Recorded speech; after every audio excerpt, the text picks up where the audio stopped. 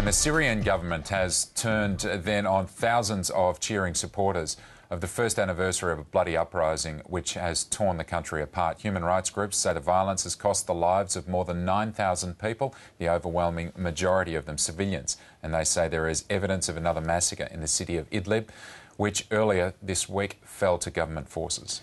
There were 23 mutilated corpses, the victims blindfolded and handcuffed before being shot dead. Foreign Affairs editor Peter Cave reports from our Middle East bureau. Syrian state television showed tens of thousands of people out on the streets of Damascus, the northern city of Aleppo, Latakia on the Mediterranean coast, Suwaida to the south, and Hasaka in the northeast.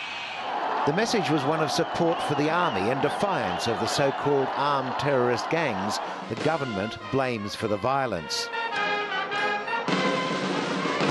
But that was not in tune with figures released by the Syrian Observatory for Human Rights, which says that more than 9,000 people have died over the past 12 months, 6,645 civilians, 1,991 members of Assad's security forces, and 471 rebel fighters.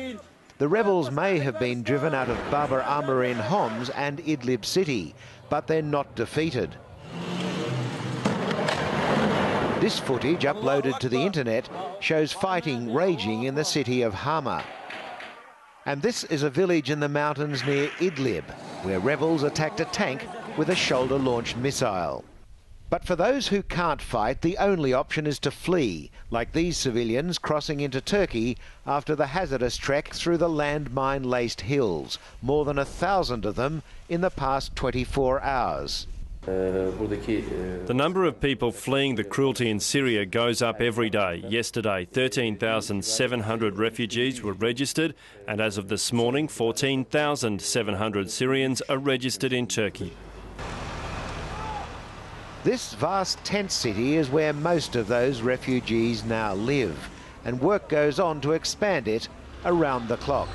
Peter Cave, ABC News.